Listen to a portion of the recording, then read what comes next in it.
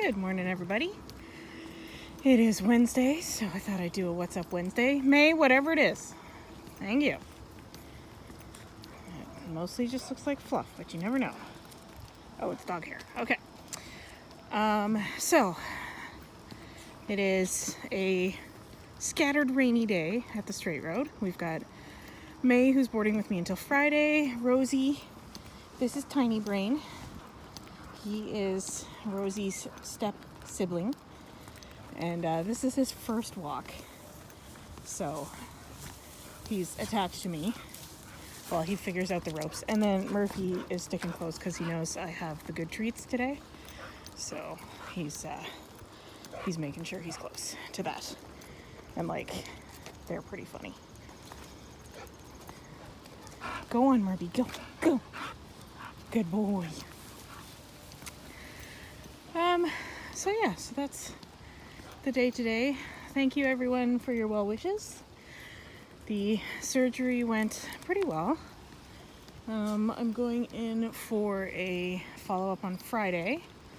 Sorry, I just realized I'm gonna switch arms for Tiny Brain. Hold on. And for the record, I'm just gonna call him Tiny going forward, because that's easier for me to remember to call him. Yeah, well, don't go to the puddle then. Go in the water. Go. Crazy dog. Speaking of crazy dogs, there we go. Anyhow, so going in for follow-up on Friday. But yeah, so far so good. There is some bruising on my eye. Good girl, Rosie, go. But that's to be expected. So if you do see me without my protective eyewear, which I still technically have to wear, if I do take it off or anything and you see like red demon eyes, that's what that is the bruising. May, let's go. May's like, oh, the water spots are back. This is the best day ever.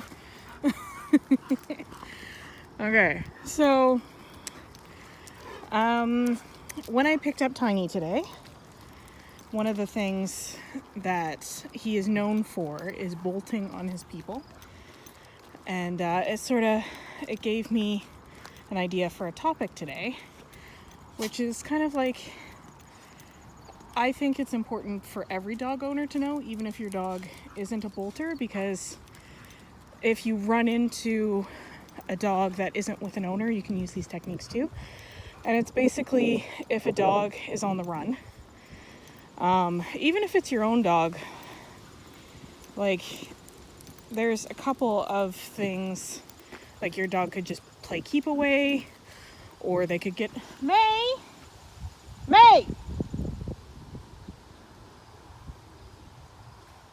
Thank you.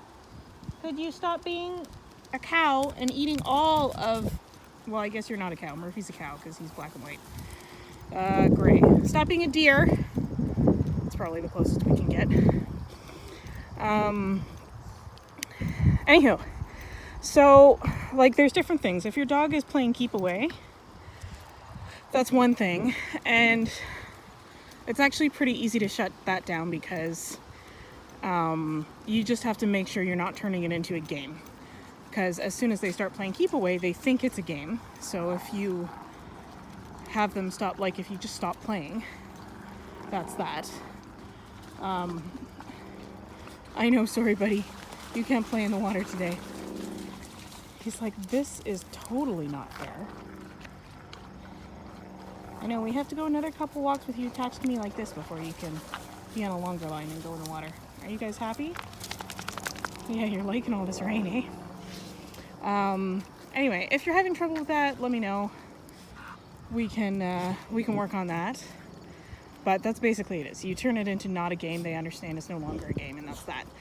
You can also have dogs that, like, as they just range pretty far from you, and again, that's something you can train. You train them to keep closer. If you guys remember the Rosie game, that's how you do that. That's how I've done it with all the pack walk dogs. That's why they don't go too far from me. Except May today, who's got the wind up her butt. She's very excited today.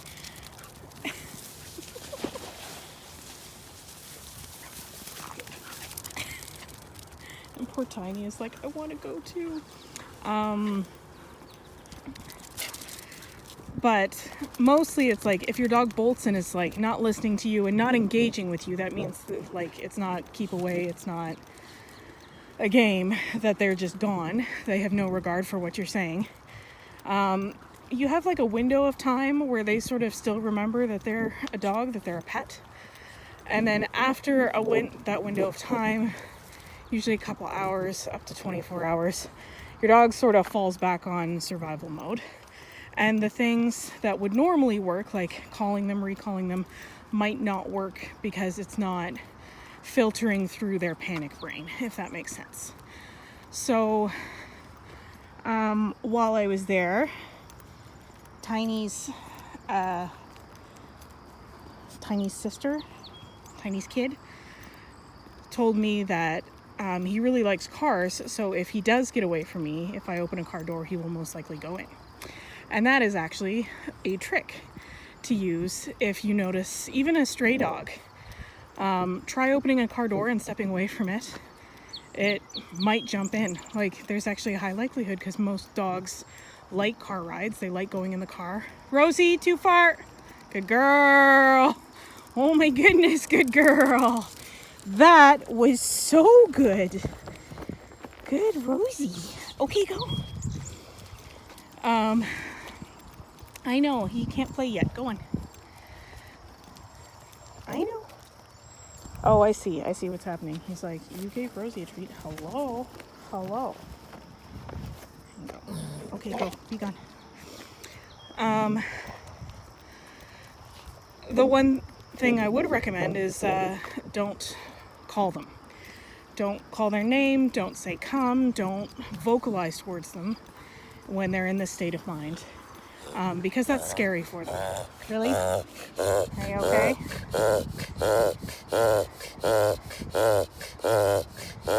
Take it easy, Rosie Bean.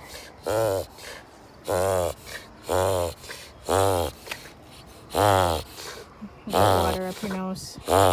Yeah.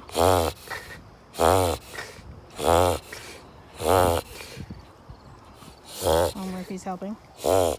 Yeah. Yeah, okay, let's go. You okay? Okay, good girl, let's go. Right, because once they're in that state, any sort of vocalizing from humans can be really scary. Even if it's their name, right? Like, it's just not a thing. So, I'd recommend not talking. Doing things like opening a car door, making yourself less threatening. Out! Get that on the way back. Making yourself appear less threatening, so sit on the ground if you feel safe enough. Like, I'm not saying if there is a stray dog that's like foaming at the mouth, don't sit on the ground. In fact, don't try to engage it, just call 311 and report it. But if you feel confident and you feel safe, then sit or lay on the ground. Completely ignore them, like, keep an eye on them using a mirror or your peripheral vision. Like, don't give them eye contact, because again, okay, interrupted again by a phone call. So, this is either a 2-part video or hopefully I'll be able to figure out how to splice it together. Anyway, so keep in mind, eye contact can be intimidating. Your height can be intimidating. Doing things that look fun. If you have a toy, or like a ball, just start like bouncing it around, see if they're interested in that. If you have food, sit down and start eating, and then put some, like, toss some reasonably close to you, but not within arm's reach. And then slowly work them closer to you. Stuff like that. All of those things are good options. Rosie, not on leash. Go on. I know, not right now. Go. Good girl.